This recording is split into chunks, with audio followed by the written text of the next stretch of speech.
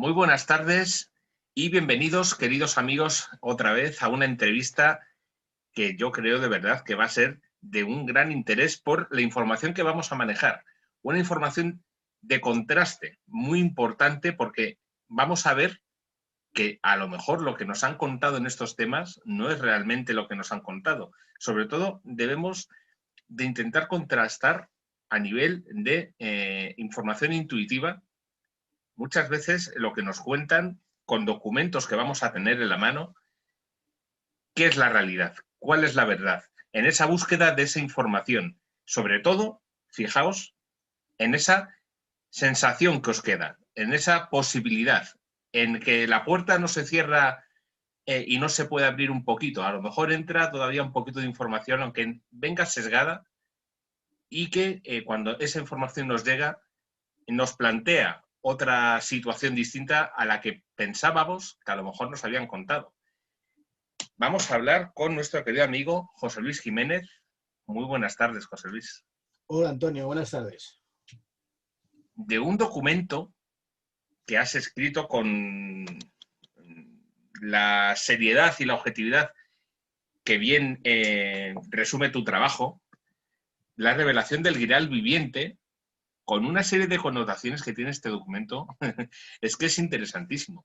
Hay muchísimas cuestiones que van a salir en la conversación, pero la primera cuestión que yo te quiero hacer para que nuestros amigos ubiquen un poquito el tema, claro, tú como historiador, para documentar en este libro, claro, tú has hurgado en estos documentos que ya nos han contado, pero esas reflexiones que te han dejado esos documentos, ¿es lo que plasmas en este libro o son datos históricos lo que planteas en el libro?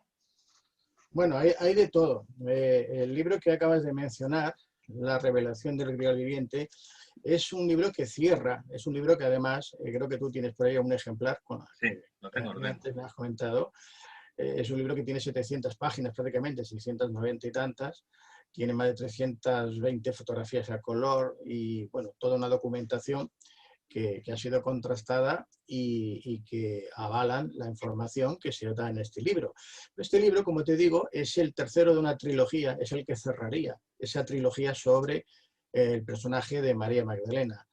El título del libro, precisamente La revelación del Grial viviente, es porque hace referencia a ese Grial que no sería la famosa copa o la tan manida copa que nos dice la religión, la Iglesia, que es lo que se conoce como Santo Grial, que si quieres explicaremos de dónde viene, y que no es una copa en sí, que contenía la sangre de Jesús, pero no en ese estado, sino como la descendencia del mismo, es decir, el Hijo de Jesús en el vientre de María Magdalena. María Magdalena, que explicaremos si quieres, pues no era esa mujer pecadora, esa prostituta que la Iglesia estuvo durante más de 1000 años a través del Papa Gregorio I Magno, ¿no? En una homilía de un 14 de septiembre del año 591, donde este hombre pues, vino a decir que, haciendo alusión al Evangelio, a uno de los Evangelios de Mateo, donde decía que Jesús cuando viajaba por Galilea, pues siempre le seguían varias mujeres, y menciona 3 o 4, ¿no? Entonces, y entre ellas estaba María Magdalena, de la que Jesús había sacado 7 demonios. Bueno, pues esto lo utiliza este Papa para decir, ¿y quién es entonces María Magdalena? Sino la mayor pecadora, la pecadora que tiene todos los vicios. Y a partir de ahí, a María Magdalena se la tachó de prostituta y desde ese año hasta el año 1960, que el Papa Pablo VI por fin dice que aquello había sido una confusión de ese Papa, de Gregorio I Magno, que era un error, que efectivamente María Magdalena nunca había sido la pecadora de la que se hablaba en el Evangelio, y la volvió otra vez a incluir en el misal como la apóstol de los apóstoles. Pero curiosamente, la mayoría de las parroquias, este tema parece ser que no lo recuerdan, ¿no? O lo han olvidado o no se lo han tomado muy bien al pie de la letra, pero lo cierto es que desde esa fecha ya María Magdalena consta en el misal como la apóstol de los apóstoles. No ha llegado aún a ser reconocida como la esposa de Jesús, como la koinonos, que veremos que hay escritos que hacen referencia a ella en ese sentido, es decir, la compañera con la que se comparte todo, o como la madre del Hijo de Jesús, que también se comenta en uno de estos evangelios que hablamos en el libro. Pero bueno, todo llegará. Entonces, como te decía, este libro, hemos empezado diríamos, el tercero de la trilogía al que cierra, recoge toda una serie de cuestiones que de alguna forma habían quedado como pendientes en los otros dos. Yo, si me lo permites, mientras te hablo, te voy a ir mostrando las fotografías de lo que voy a explicar. Perfecto. Y así los espectadores entenderán mejor, ¿no? Como dice el refrán, una imagen vale más que 1000 palabras, lo que voy comentándote. Entonces, a ver si ahora se ve bien. Sí, te he puesto aquí la portada del primer libro que publiqué. Esta creo que es la versión, la cuarta edición o así, pero bueno, la primera portada era del año 2005, cuando salió este libro publicado, El legado de María Magdalena. En este libro yo hago una investigación que me lleva a descubrir un retablo que se encuentra en un monasterio cisterciense, en concreto es el monasterio de Santes Creus, en la provincia de Tarragona, donde allí vamos a encontrar una serie de iconografías dentro de este retablo en la que vamos a ver bueno, la relación marital entre Jesús y María Magdalena, de acuerdo a algunos pasajes bíblicos. Y aquí el principal de ellos, que ahora os mostraré, es el que nos va a mostrar a María Magdalena embarazada y luego con la descendencia. Bueno, luego entramos, si te parece, Antonio, a detallar lo que se publica en este libro. Perfecto. Luego el segundo libro de esta trilogía, porque yo pensaba con el primero que, iluso de mí, había encontrado ya la respuesta, las pruebas, las evidencias y ya estaba todo, pues no. Quedaban muchas cosas por descubrir, por desvelar y por publicar, por transmitir a la gente, al público. Así que salió este segundo libro, el título es El triunfo de María Magdalena, jaque mate a la Inquisición. Y aquí también vuelvo a aportar otras evidencias que demuestran, de alguna manera, que vamos a decir, la leyenda de Provenzal, es una leyenda, ya es milenaria, en la que se habla de que María Magdalena tuvo que huir de Palestina después de la crucifixión de Jesús hacia las Galias en la provincia romana, que actualmente es el sur de Francia, es decir, donde está el Rosellón Languedoc. Aquí yo creo que aporto las pruebas suficientes, las evidencias que demuestran que efectivamente aquella leyenda está más cerca de la realidad que no de la ficción. Además lo presento como una partida de ajedrez en el que los personajes cristianos de entonces se corresponden, cada uno de ellos, con una pieza del tablero. Y digamos que el tablero en sí, el juego, se va a desarrollar esta partida en ese lugar donde llega María Magdalena, que es el sur de Francia, es el Rosellón Languedoc, donde se va a llevar a cabo también bueno, pues una cruzada de cristianos contra cristianos, la cruzada de la Iglesia Católica contra los cátaros o albigenses, que también, si hay tiempo, pues hablaremos de él. Y luego ya, como tú has comentado, pues este tercer libro, ¿no? La revelación del Grial viviente, donde bueno, hay más de, como te he dicho, de 690 páginas. Aquí, en los 100 y tantos capítulos que tiene, cada capítulo es una revelación de aquellas cuestiones que habían quedado desconocidas, aparcadas o que no se había llegado a conocer bien, y revelaciones de novedades también. Así que con este libro yo cerraría esta trilogía en el cual, pues, a mi entender, se aborda en todos los aspectos, no solamente el personaje de María Magdalena, sino evidentemente al propio Jesús, puesto que son inseparables, ¿no? Un personaje del otro. Y bueno, la historia, si a ti te parece bien, la podemos empezar a contar a partir del primer libro, para que no, aunque lo hagamos de forma resumida, para que no se quede algo importante por explicar. Y tú me vas interrumpiendo, me vas preguntando, porque si no, ya sabes que yo me lanzo y luego es difícil pararme, ¿no? muchísimas cuestiones. En este último libro hay infinidad de cuestiones también, pero los dos anteriores, como muy bien planteabas, quedan esos enfoques para que luego la persona pueda ubicar bien el tema. Porque es que mi información, y no me he metido dentro del tema al 100%, la huida de María Magdalena al sur de Francia, mi información me dice que sí, que sucedió. Pero es lo que le decía en la presentación a nuestros queridos amigos. Es una información intuitiva. Dices, yo lo percibo desde siempre, no sé por qué, pero luego encuentras el contraste con dato histórico. Claro, claro, y si quieres, vamos a eso precisamente. Mira, esta historia, bueno, no lo hemos hablado de él, pero está relacionado también con María Magdalena, aunque no forma parte de la trilogía. Es Operación Pegasus, El Caballero del Grial. Este lo publiqué durante la pandemia, este año 2020, precisamente, porque aquí también, cuando yo pensaba que ya prácticamente lo había dicho todo, pues bueno, aparecieron una serie de informaciones, pero ya relacionadas con el personaje de María Magdalena, pero después de la crucifixión de Jesús, después ya, diríamos, de desaparecer de este mundo, a través de las reencarnaciones, de las sucesivas reencarnaciones del espíritu de María Magdalena en otras tantas mujeres, personajes que van a aparecer en la historia hasta nuestros días. Es muy interesante, pero si te parece lo vamos a dejar aparte de momento para centrarnos en lo que tú me estabas comentando. Lo trataremos, este tema lo trataremos. Sí, porque es para tratarlo aparte por muchas cuestiones, ¿no? Eso es. No es porque sea menos interesante, al contrario, ¿no? Pero porque por eso lo he hecho, he querido diferenciarlo, ¿no? Del resto, de los otros tres.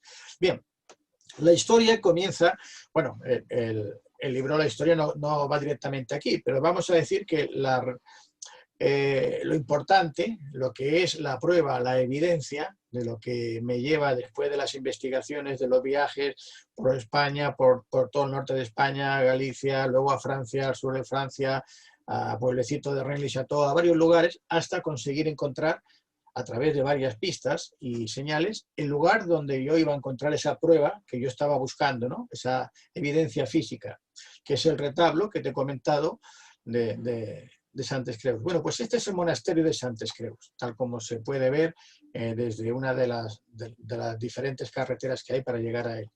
En este monasterio, en su interior, en lo que es la iglesia monacal, hay un retablo, que es el que ahora tenemos en imagen.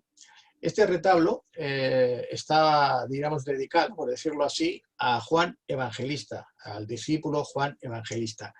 Cuando yo llegué, yo empecé a investigar este tema sobre el año 2001, 2002, como mucho, cuando ya estaba aquí en esta iglesia, no había apenas luz. Este retablo había permanecido desde el año 1603, que es cuando se terminó, se empezó en 1587 creo, se acabó en el 1603, y hasta el 2002, que llegué por allá, pues parece ser que había pasado desapercibido totalmente para todo el mundo. Tanto es así que este cuadro, a pesar de que en aquella época se tenía que realizar una factura por el autor de qué iba a constar el retablo, de las medidas, de la altura, del tiempo de realización, del coste, etcétera, etcétera, pues en el archivo de Valls, que es el municipio al que pertenece, no tenían constancia de este retablo, de la existencia de este retablo.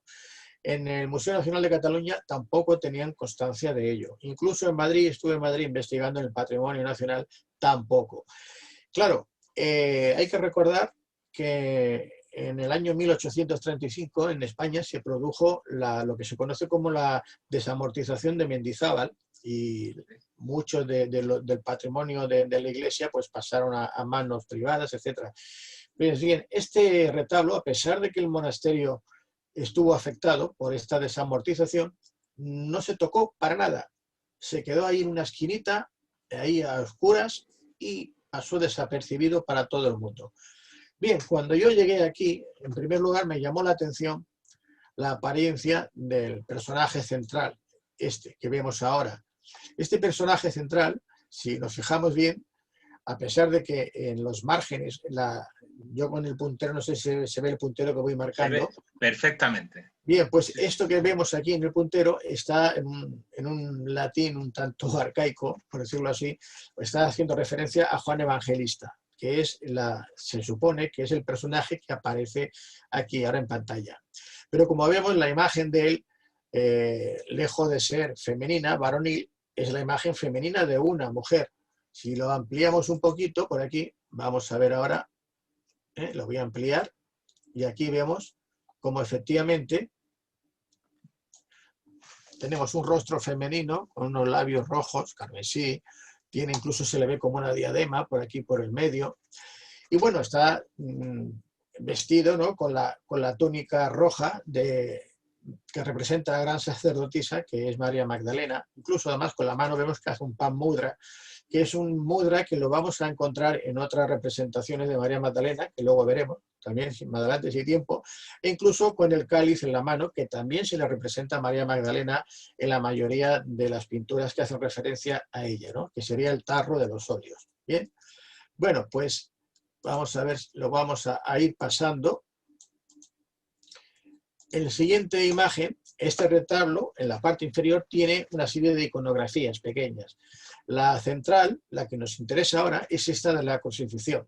Aquí vemos a Jesús crucificado, a cada lado tenemos a los ladrones, a los malhechores. Abajo, a nuestra izquierda, vemos de pie a María la Virgen, la Madre de Jesús. A la derecha vemos a Juan Evangelista. Aquí aparece ya con un rostro más varonil, ya no es tan femenino como el que hemos visto arriba.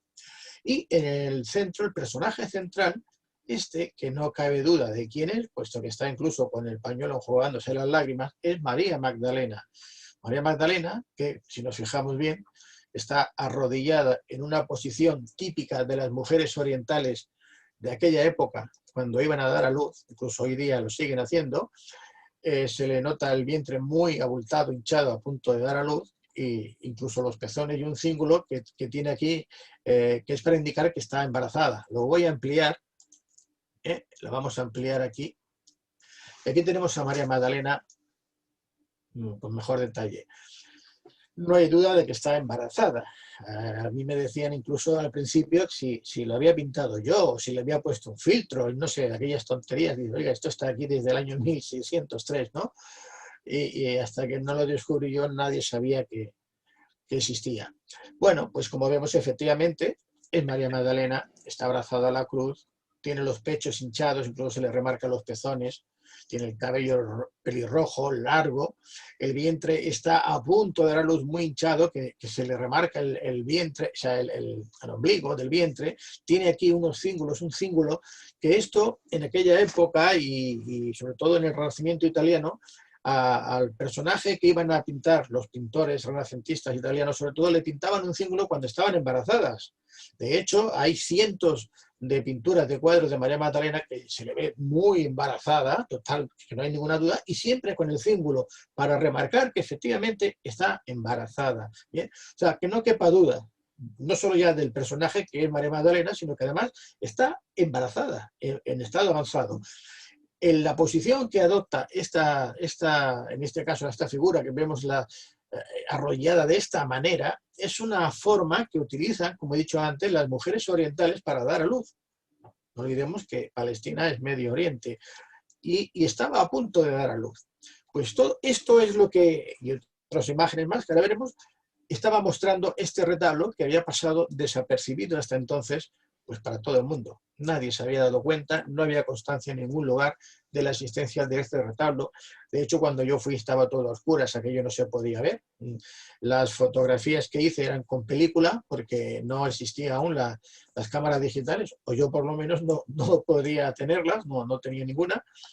Y tuve que ir haciendo varios viajes, porque con el flash, al ser una pintura al óleo, reflejaba el flash y no salía nada, ¿no? O salía muy mal, así que no sabía cómo ingeniármelas para poder fotografiar bien lo que yo estaba viendo y que no conocían casi nadie. Bueno, al final ya con las fotografías digitales, al final pude mirar de escoger la mejor imagen y es cuando ya en el 2005, 2004, 3 o 2004, que yo tenía acabado el libro ya, pues ya sabía efectivamente todo lo que había allí en aquel retablo. Bueno, otro icono importante que ya está en este retablo, y es el descendimiento de la cruz. Aquí vemos a Jesús, que ya está en el suelo y está sujetado por alguno de estos personajes. Pues bien, esto es otra clave, otra información que nos está diciendo el autor, y es porque hace referencia a una ley de Moisés, una ley de tabú, en el que los judíos no pueden tocar el cadáver de ningún otro judío muerto, ¿no? A menos que sean parientes muy cercanos, como el padre, la madre, hermano, o en este caso esposa. Y aquí tenemos en el primer personaje de la izquierda a esta mujer, que tenemos con esta especie de sombrero amarillo, o velo más que nada, que sería María de Cleofás, tía de Jesús. Luego, siguiendo hacia la derecha, el primer personaje que vemos aquí, que voy a ver si lo puedo ampliar, este de aquí, así lo veremos mejor. Este que remarco es José de Arimatea. José de Arimatea, que era un personaje acaudalado, era rico, tenía muy buena relación con los romanos, había sido o era una especie de ministro de minas, es el que iba a las islas británicas en busca de la plata y del estaño que les vendían los romanos.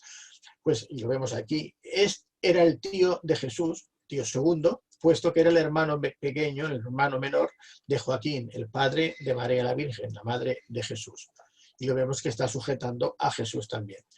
El siguiente personaje, y más importante de todos, es María Magdalena. Aquí la vemos con el tarro de los óleos, con el que siempre se le representa. Vemos, fíjate Antonio, y esto es muy importante porque luego te contaré lo que sucedió. La vemos aquí en María Magdalena, que tiene una especie de corona, ves aquí que hay una perla en la corona colgando, tiene un collar y está vestida con ropajes de realeza, de reina, puesto que Jesús, cuando es crucificado, lo es porque se declara el rey de los judíos.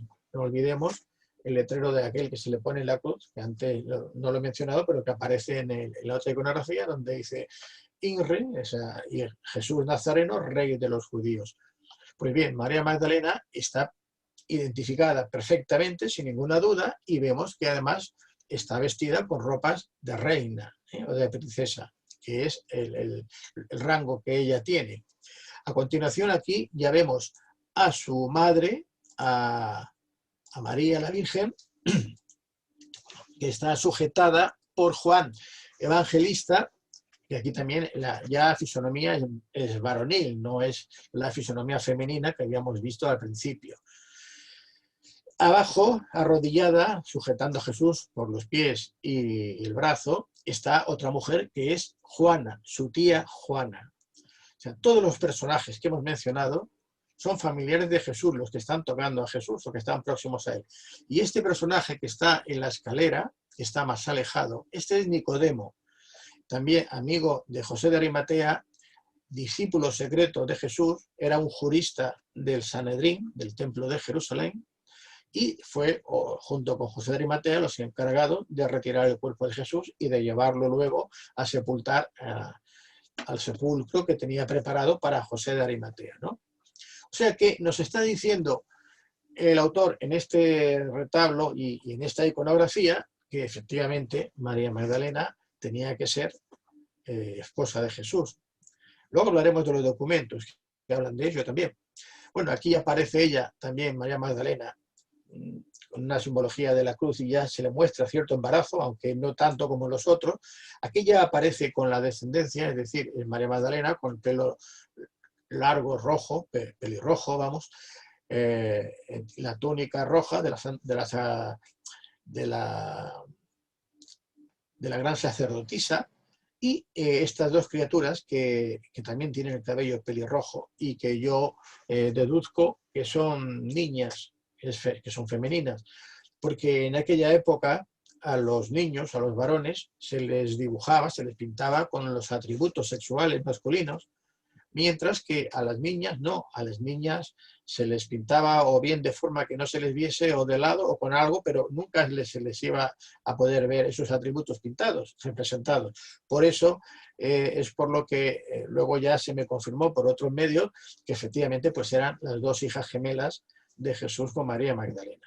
¿Bien? Bueno, tú antes me has dicho que intuitivamente has dicho que sabías que María Magdalena había huido y Así había es, llegado. Claro, así es. claro. Fíjate, mira, voy a volver para atrás, voy a volver a este punto. Aquí tenemos a Jesús con los dos ladrones, la Virgen María, Juan Evangelista y María Magdalena, los personajes que nos cuenta la Biblia que estuvieron con Jesús mientras estuvo crucificado. Bien. Recordarás un pasaje que cuando está el crucificado dice: mujer, ahí tienes a tu hijo. Hijo, ahí tienes a tu madre. Y la Iglesia Católica nos dice que es que eso Jesús se lo dijo a su madre, María, en referencia a Juan Evangelista. Bueno, yo digo que no, que posiblemente lo que le estaba diciendo era a su esposa, a su mujer. Le estaba diciendo: mujer, aquí tienes a tu hijo en tu vientre, e hijos tienes a tu madre. Es más, luego María Magdalena ya previamente ya sabía dónde tenía que ir, porque al ser crucificado Jesús por considerarse enemigo de Roma, el procurador, el prefecto en este caso, que era Poncio Pilato, cuando él insiste, porque recordemos que lo llegó a devolver a Herodes Antipas en 2 ocasiones, le dio unos cuantos latigazos, los devolvió, él no quería crucificarlo, ¿no? Pero los sacerdotes del Sanedrín, los saduceos y los fariseos le presionan a Poncio Pilato y le dicen que si no lo crucifica, porque se ha hecho él mismo, se ha declarado rey de los judíos, van a hablar con Tiberio, que era el emperador romano, el César, y bueno, pues va a estar en peligro su puesto, así que él es cuando coge aquellas palanganas, se lava las manos y dice: bueno, este hombre es inocente, yo me lavo las manos, allá vosotros, y lo crucifica. Y lo crucifica, pues eso, como el letrero que tenemos arriba, de Jesús Nazareno, rey de los judíos.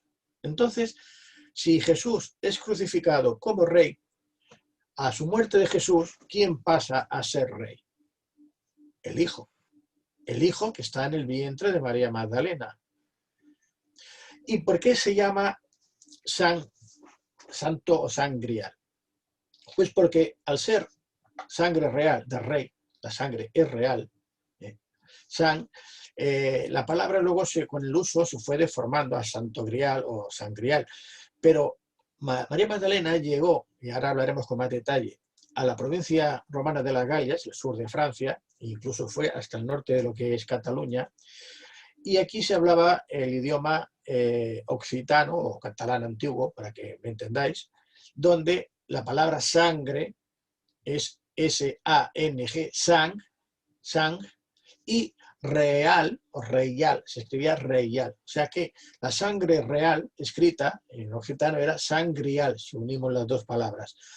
Y en este caso, el sangrial era no la copa que decía la Iglesia que había utilizado Jesús en la última cena y que luego José de Arimatea, el que hemos visto después, que José de Arimatea la va a utilizar esa copa para recoger la sangre de Jesús cuando está crucificado, y Longinos le clava la lanza y brota la sangre y la recoge en ese cáliz. Bueno, pues claro, en este caso ese cáliz, ese contenedor, no es otro que la propia María Magdalena. De ahí lo de grial viviente. ¿Por qué la denomino el grial viviente? Porque en su interior contiene la sangre de Cristo, la sangre real de Cristo. Bien, ¿y por qué tiene que huir María Magdalena? Una mujer que además, como se nos dice en los evangelios, ella costeaba los viajes de Jesús cuando iba evangelizando, cuando iba predicando por Galilea, y no iba solo, recordemos que iba acompañado de muchas personas. Pues, no, hombre, por supuesto que no era una prostituta, hablaremos con más detalle, sino que era alguien que tenía un gran poder adquisitivo para poder costearle los viajes a Jesús, al margen de que fuera su esposo. Entonces, ¿qué pasa? ¿Por qué se tiene que marchar de de Jerusalén, de Palestina, si ella es una mujer que tiene medios de sobras para vivir en allá? Porque está en peligro, porque corre peligro la vida de ella y de su hijo, que Claro, está en el vientre. hay un Entonces, tema, hay un tema que me gustaría plantearte en este punto, José Luis, porque la matanza de los inocentes, que también aparece en la Biblia, iría reflejando esta posible, el por qué María Magdalena se ve forzada a huir es una muesca más del por qué huiría, debido a la matanza de los inocentes, a esa búsqueda de, bueno, pues de ese legado de Jesús. También lo plantean con el nacimiento de Jesús. Al final nos encontramos bueno, documentos en esa línea. la matanza de También los santos inocentes, me bueno, gustaría plantearte una cuestión sola más, también respecto a que hay una información que plantea que María Magdalena llega a Francia con una hija, que sería Sara. bueno, eso ahora lo vamos a aclarar, si me permites. Sí. A la primera cuestión que me planteas de los santos inocentes no tiene nada que ver con esto. Esto se produce justamente cuando nace Jesús. Es más, Jesús ya llevaría como 1 año y pico, 2 años de vida. Esa imagen que nos muestran de los Reyes Magos llegando al portal de Belén o a la cueva a adorar a Jesús recién nacido, no es así. En realidad ya habrían transcurrido más de 1 año. Cuando llegan estos magos, que no son reyes como nos muestran, sino que serían seguramente astrónomos, magos, ¿no? Sabios, llegan a Judea, al rey Herodes el Grande, y le dicen que han visto una señal en el cielo que les está indicando el nacimiento de un rey. Claro, Herodes era un sátrapa impuesto por Roma allá. Él era idumeo, ni siquiera era judío. Los judíos no tragaban a Herodes, ¿no? Y claro, le dicen que ha nacido un rey judío y tal, y el tipo lo que no quiere es que le quite el trono. Así que le dice a los magos, id a adorarlo y cuando lo encontréis, me decís dónde está para ir yo a adorarlo, ¿no? Bueno, ¿qué pasa? Los magos llegan a ver hasta Jesús, ya tendría, pues supongo que 1 año y pico de edad, casi 2 años, y luego se marchan, ya no van a ver a Herodes. Pero Herodes se quiere asegurar de que el niño este que ha nacido, pues que no siga vivo. ¿Y qué hace? Manda matar a todos los niños de 2 años para abajo, porque claro, era el tiempo que habían calculado máximo que habría nacido, pues como máximo 2 años, que no llegaba, pero por eso hace matar a todos los niños que tuviesen de 2 años para abajo, ¿no? Menores de 2 años. Bueno, la Sagrada Familia, Jesús con María y su padre José, pues huyen a Egipto y se salvan, ¿no? Y ese es el capítulo de la matanza de los inocentes, y que es, pues, como vemos, 30 y tantos años antes de este momento del que yo ahora estoy hablando en la cruz. Es Hay muchas curiosísimo, referencias a Jesús anteriores, pero lo que ahora nos curiosísimo que importa se es enlacen, porque, sí, perdona, curiosísimo que se enlacen estas dos situaciones habiendo tanta diferencia. Es, bueno, es una intentar desmotivar, intentar desinformar, ¿verdad? bueno, siempre, sí, esto siempre ha ocurrido. Luego entramos ahí porque nos desviaremos del tema. No quiero olvidarme ni desviarme. Este es el motivo por el que tiene que huir María Magdalena. Por eso lo he querido explicar para que no haya dudas por qué ella tiene que huir. Una mujer rica, una mujer con bienes suficientes, y bueno, y el tío de Jesús, que era un personaje muy rico, vivía en Sion, Monte Sion, que es digamos, es la zona privilegiada de los ricos de entonces, de allí, ¿no? De Jerusalén. Pues marcha, huye justamente con José de Arimatea, con otro personaje, y luego va a ser el primer obispo de aquí, de Francia, que sería San Maximín, huye con Marta, la hermana de otra María, de Salomé, huye, bueno, en total 8 personas. Yo en el primer libro incluso explico y muestro dibujos del gráfico del viaje que tuvieron que hacer desde Jerusalén para llegar hasta Egipto, a Alejandría en concreto, desde donde van a tomar un barco que ya luego los va a llevar hasta cerca de Masilia, aunque tendrían problemas y luego van a desembarcar antes, ahora te lo cuento. Y aquí en Alejandría, en Egipto, es donde María Magdalena, debido a su estado avanzado, va a, vamos a decir, a recoger a una niña joven, 14, 15 años, una niña de raza nubia, negra, muy alta. Los nubios es una raza que está en el Alto Egipto, ya en Sudán prácticamente, la zona que conocemos hoy como Sudán, y es la que va a llevar consigo para que le ayude. Esta niña es Sara, Sara la negra, o negra, la Sara de Cali, como les van a llamar los gitanos actuales de Europa, que ahora os voy a mostrar dónde se la venera, ¿no? Pero no era la hija de Jesús y María Magdalena, sino que era una criada que la acompañaba a ella debido precisamente al estado avanzado de gestación que se encontraba. Yo suelo decir un poco de broma así, que bueno, que Jesús hizo muchos milagros, pero que nunca le cambió el color de la piel a nadie, ¿no? Entonces, si fuese hija de Jesús y de María Magdalena, pues no tiene sentido que salga de color negro, ¿no? Que sea de raza negra. ¿Mm? Pero aparte, ya por la edad que tenía, pues era imposible, ¿no? Que fuera su hija.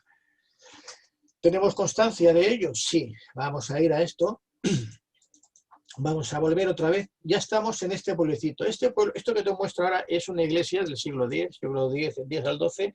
El pueblo es Saint-Maries de la Mer, en el sur de Francia. Es un pueblecito pequeño, que es donde llegó en una barca. Parece ser que tuvieron problemas con el barco, una tormenta tal, y tuvieron que, el barco, no sé si naufragó del todo, pero al final llegó María Magdalena junto con Sara, la negra, la criada, y Salomé y Marta a estas playas, ¿no? Y en el libro allí cuento como...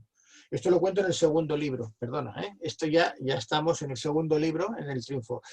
Aquí cuento cómo llegan, de qué manera llegan y cómo da a luz a las dos niñas gemelas que tienen en su seno, ¿no? María Magdalena. Y se produce en este pueblo, Saint-Maries de la Mer, que está cerca de la Camargue francesa, próxima a Marsella, entonces era Masilia, la ciudad de los romanos, donde ella iba a ir, pero que no llegó. Bien, aquí, para no extenderme demasiado, os cuento que dentro de esta iglesia está la tradición que se cuenta desde entonces, desde hace más de 1000 años, miles de años, mil y tantos de años, donde vemos a María Magdalena con creo que es Marta o Salomé, que representa a una de ellas.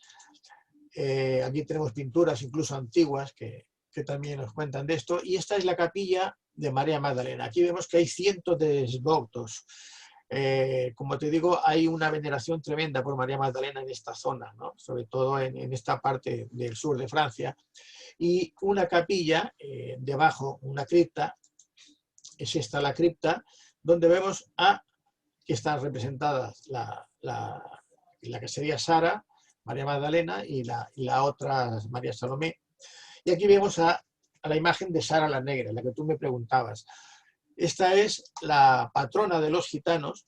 Vemos todos estos esvotos, aquí todos son esvotos de dedicación, de veneración hacia esta santa.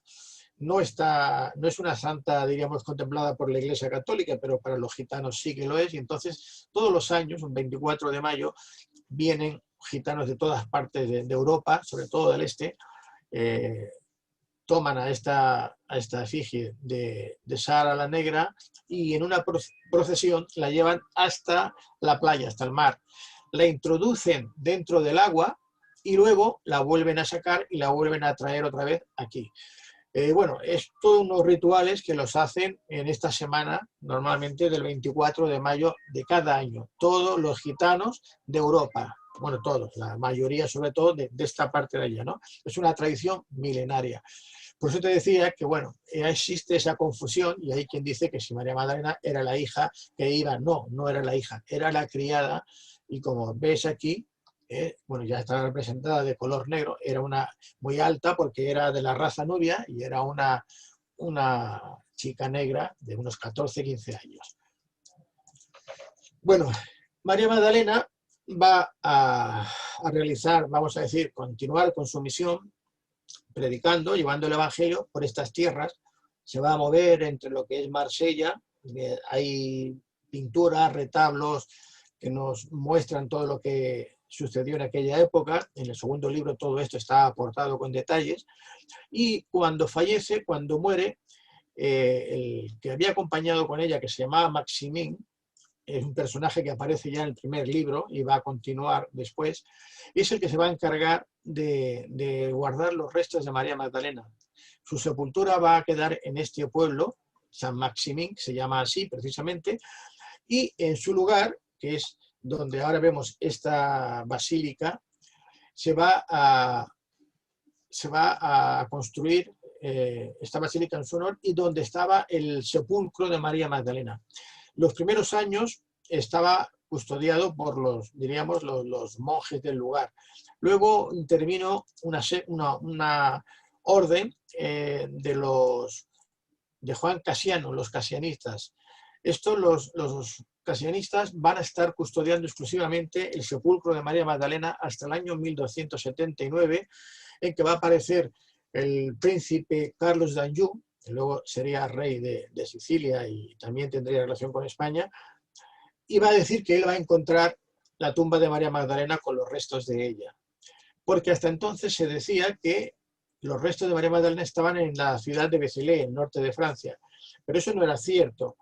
Pero lo que sucedía es que, como pasa hoy día también, ¿no? Como cuando van a Santiago de Compostela o al Vaticano, pues las reliquias de santos atraen a muchos peregrinos y ellos pues atraen dinero, ¿no? Entonces aquí había una pugna por ver quién se quedaba al final con los restos. Al final se quedaron en San Maximín porque el propio príncipe Carlos d'Anjou acudió al Papa, al Vaticano. Allí en el Vaticano tenían la mandíbula inferior de María Magdalena, llevaron el cráneo para comprobar que encajaba y efectivamente era el cráneo de María Magdalena. Entonces estuvo desde esa época, desde 1279, en este lugar. Aquí vamos a ver el interior.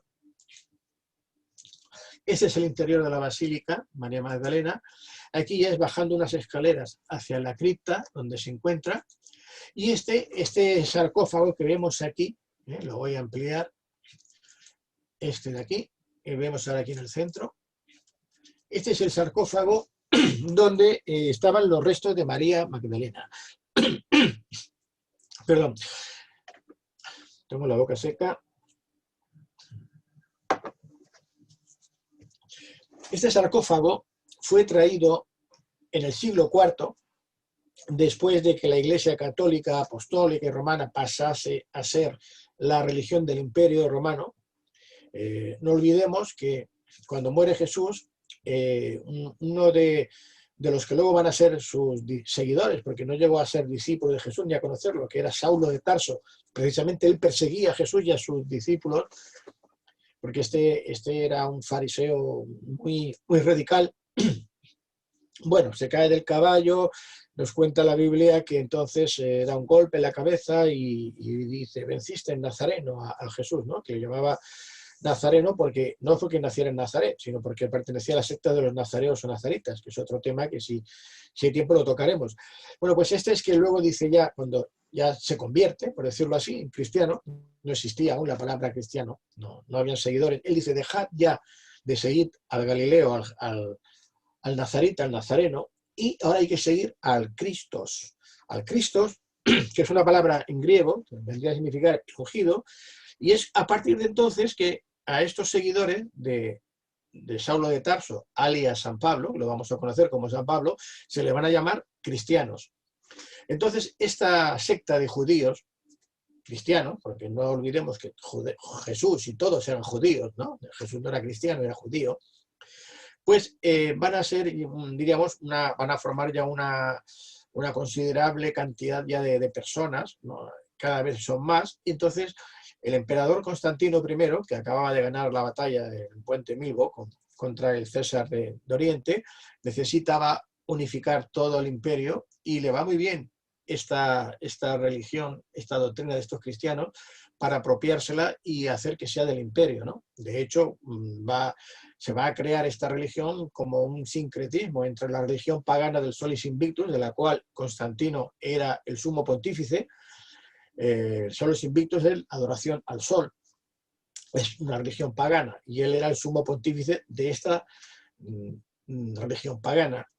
Y la nueva religión de estos cristianos, que se va a llamar católica, apostólica y romana, pues va a tomar también cosas de esta otra religión. Es decir, por ejemplo, voy a poner unos ejemplos, el cántico, los cánticos Kyrie eleison, tal, son cánticos que era del Solis Invictus, la tonsura de los sacerdotes en la coronilla, eso es típico de los sacerdotes del Solis Invictus, los anillos de boda, esto se impone también, era típico de la religión del Solis Invictus, la quema de incienso, tal, pertenecía, casi todo se hace, como te he dicho, un sincretismo de las dos religiones y va a aparecer la que ahora ya conocemos como religión católica, apostólica y romana. Y esto se va a llevar a cabo en el primer concilio de Nicea, en el 325.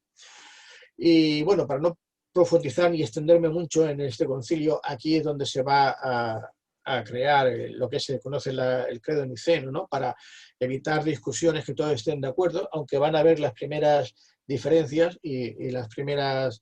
los primeros herejes también, que van a ser excomulgados, ¿no? Los seguidores de Arrio. Arrio, que era un personaje que, si hay tiempo, hablaremos de él, se oponía a que, como los otros obispos decían, a que Dios se había hecho hombre, sino que Jesús era una criatura de Dios. Esa diferenciación es lo que produjo ya la primera ruptura dentro del primer concilio ecuménico, que es el de Nicea. Y fue excomulgado, tuvo que marcharse, etc.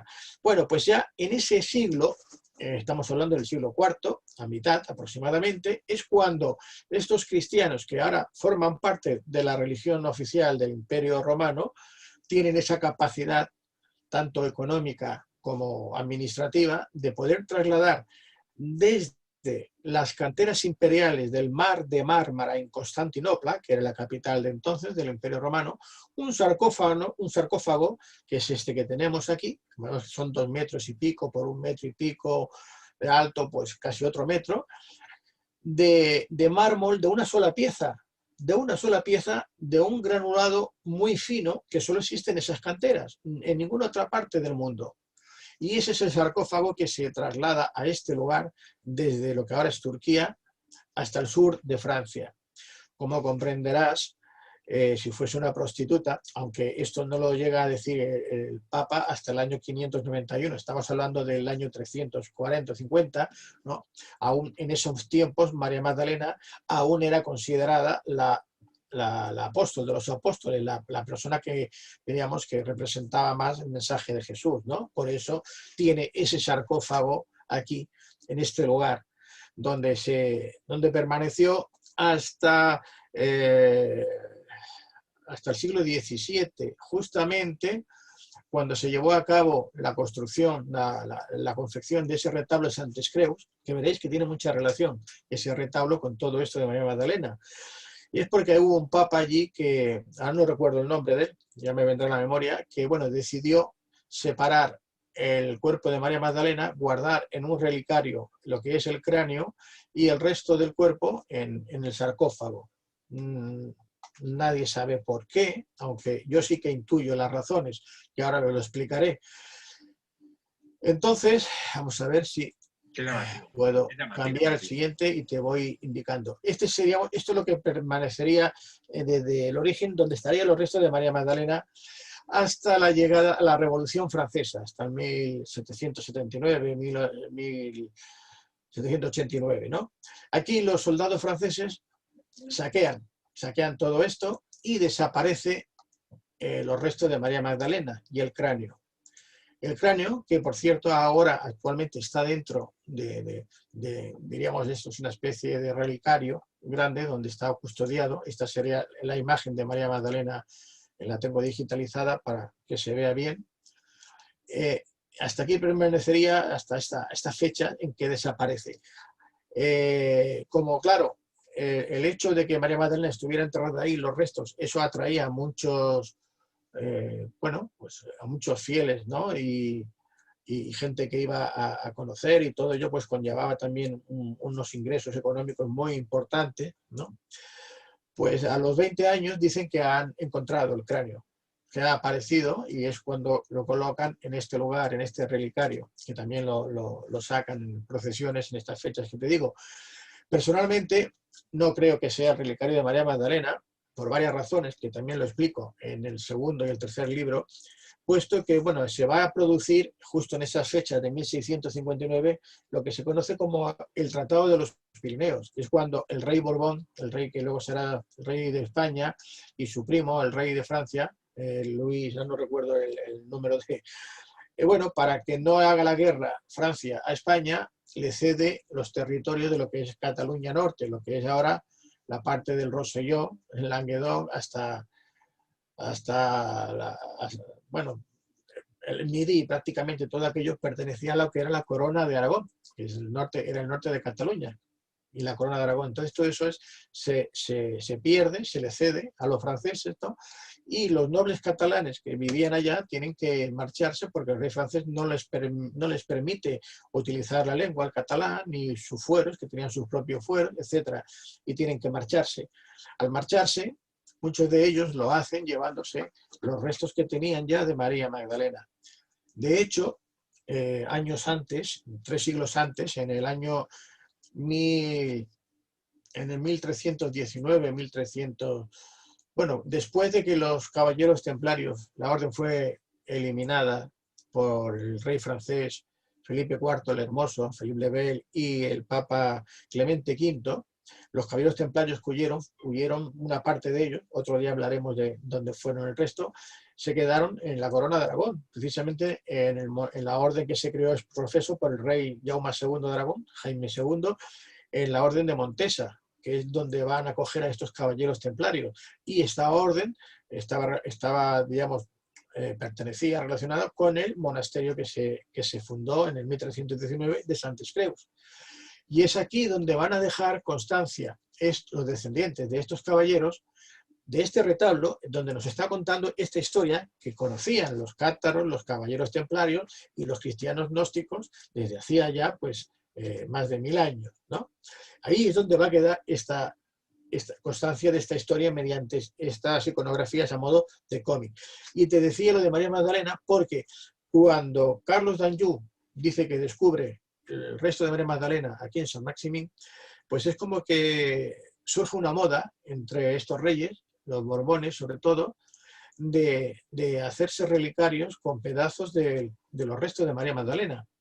Así, por ejemplo, bueno, yo en el libro encontré varios, que pongo las fotografías y dónde están, pero el más importante, o el más, por lo menos el que llama más la atención, es la lengua de María Magdalena, que se hace un relicario, la reina Blanca d'Anjou, la esposa del rey Jaime II, Jaume II, y es enterrada en Santes Creus, junto con el rey, en este monasterio, con el hábito del cister, o sea, de monjes del cister, y dentro de su tumba, dentro de su sarcófago, con ese relicario de la lengua de María Magdalena.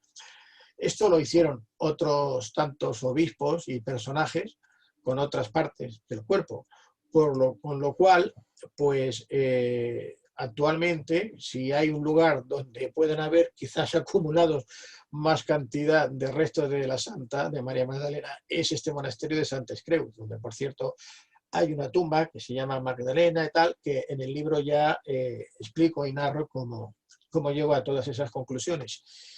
Y bueno, no sé si quieres preguntarme algo más, porque yo creo que con esto, para que el oyente tenga una idea de dónde surge, ¿no?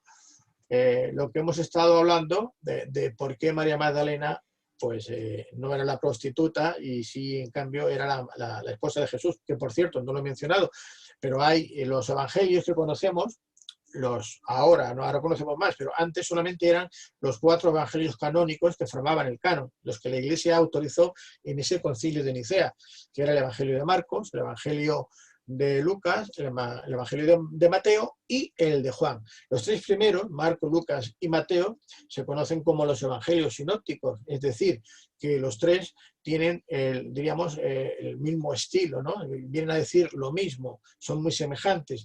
Y el cuarto, el de Juan, es diferente porque es de corte gnóstico y es donde quizás facilita mucho más datos sobre Jesús, ¿no?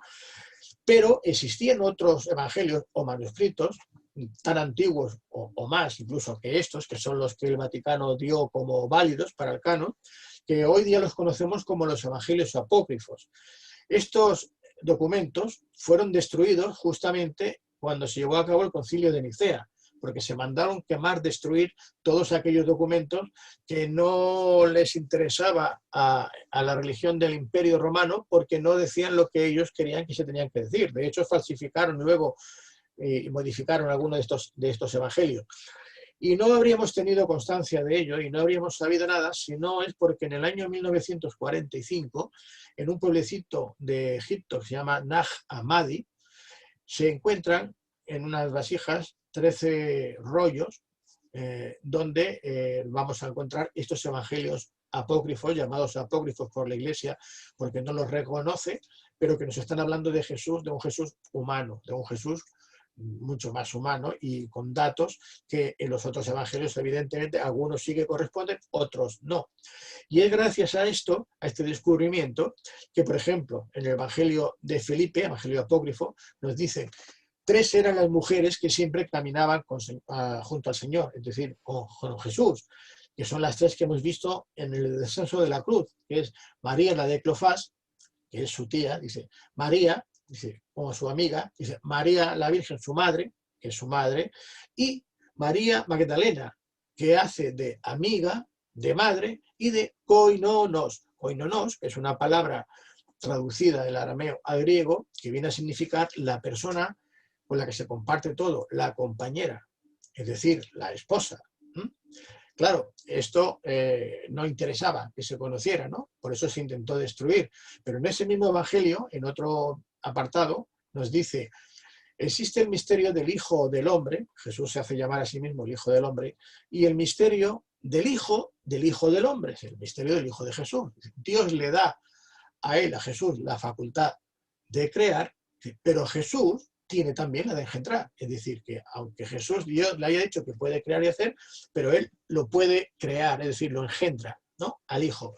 Bueno, luego también dice en otro apartado, dice la esposa de Jesús es María Magdalena, dice la esposa de los ángeles está la sabiduría, y la esposa de Jesús es María Magdalena. También lo menciona en ese evangelio apócrifo. Luego tenemos otros evangelios apócrifos y ya más recientemente incluso se descubrió un trozo de papiro del siglo III, como mucho, como muy tarde, donde hay una frase de Jesús que le está diciendo a los apóstoles, María Magdalena, dice, es mi esposa, dice, ella vive conmigo, dice, y al que no le guste que reviente, ¿no? Bueno, entre otras frases que va diciendo allá. Y eso ya está constatado que se corresponde con la fecha y con todo. Hay más datos, es decir, que tenemos información suficiente, que yo en estos 3 libros aporto toda la información detallada y fotografías de los lugares, porque tú ya lo sabes, Antonio, yo no escribo desde mi despacho sentado, yo viajo, hago miles de kilómetros, invierto miles de horas y también, aunque esté mal decirlo, miles de euros para poder hacerlo todo eso, simplemente para encontrar la verdad, para poder aportar esas pruebas, esas evidencias, ¿no? que de alguna forma, pues bueno, muchas personas desean y necesitan conocer. Este tema, como primer punto, que es la verdad de María Magdalena, lo vamos a dejar aquí para dejar un poquito más con la boca abierta a nuestros amigos oyentes, porque hay infinidad de temáticas que podemos desarrollar. El secreto de los templarios, quiénes son los masones, qué es el grial. Luego aquí hablamos también de simbologías. Estamos hablando de muchísimas temáticas que por sí solas nos pueden dar 2 horas perfectamente. Sí, más, claro. Pues si te parece bien, José Luis, vamos a ir tocándolas una a una y vamos a ir trasladando la verdad, porque no hay mejor, de verdad, el silencio que he tenido hoy es que no es un silencio, no, es que da gusto, de verdad, ver cómo una persona, como es tu caso, vive la información, vive el desarrollo de la información y la búsqueda de la información. Da gusto. Además, con las diapositivas nos hemos trasladado a ese lugar. O sea, lo has conseguido perfectamente, evocar toda la información y yo creo que nuestros amigos lo van a saber interpretar de una manera muy interesante para ese contraste de la información que decía al principio, intentar encontrar cada uno su camino, esa fuente de información. Sí, bueno, yo si me lo permites, porque claro, aquí estamos haciendo programas que son de alguna forma reducidos, Yo tengo cientos de vídeos ya en mi canal de YouTube. Si ponen José Luis Jiménez, María Magdalena, les va a salir rápidamente, donde podrán ver muchos detalles que luego los vamos a ir tocando aquí en profundidad, pero bueno, si alguien tiene ya interés por conocer más, puede acudir a mi canal de YouTube o en Facebook también, poniendo mi nombre, y ahí me pueden consultar lo que quieran. Y bueno, incluso si Pues, necesitan también estos libros porque quieren realmente eso leerlo y es. tenerlos ¿Cómo tal, se pueden en adquirir Amazon estos? están todos los libros. En Amazon pueden conseguirlos, tanto en formato digital como en papel. Y Parece bueno, que son ya... pequeñas obras de arte. O sea, verdaderamente da gusto tener estos documentos, ¿eh? Es un gusto. Maravillosos documentos, interesantísimos. Sí, De bueno, tú verdad, lo tienes ahí, yo tendría que ir a buscar uno por ahí, pero bueno, si lo muestras en la cámara, yo creo que lo tienes, es el tengo único, los ¿no? tres, Ah, bueno, pero sí, este es la revelación del Grial viviente. este Tengo tiene los tres, casi 700 páginas. Si abres por ahí, verás 700 la fotografía páginas, incluso, ¿no? bueno, fotografías a color, un papel Bueno, impresionante, una bueno, lo calidad importante, sí, lo impresionante. importante es la información, ¿eh? Lo que quiere decir que lo importante es la información. Además, tú tienes una edición que ya no existe, creo, porque esta fue la primera que hice, que ya lo avisé también. Digo, Este lo no, tengo no hace yo puedo. 4 años, este libro. Claro, claro, no, en el 2017, claro, que es cuando salió. Entonces, desgraciadamente esa edición, porque fue muy especial, ya lo avisé, que la única intención era de que la gente pudiera leerlo, ¿no? Está hecho con esa calidad que tú bien conoces y que sería imposible comercializar con ese precio porque perderían dinero, no pueden ser. Entonces, yo lo que he hecho ha sido trasladarlo todo a Amazon, que allí es mucho más fácil conseguir e incluso pues a un precio más, aunque no sea esa calidad, pero bueno, la información está toda y las fotografías también, y si no en la versión digital, ahí sí que lo tienen perfectamente todo detallado con color y con todo lo que desee. Es un placer de verdad tenerte en el programa, ¿eh? Da gusto con personas así, de El verdad. placer es mío, pues tú sabes que nos conocemos hace años ya, que yo me siento muy a gusto contigo en tus programas y por eso vengo encantado, ¿no? Y que cada vez que me necesitas para algo estoy aquí, pues de verdad que a gusto, si no, no te lo diría. Te lo agradezco muchísimo. Muchísimas gracias por todo. Gracias a ti, Antonio.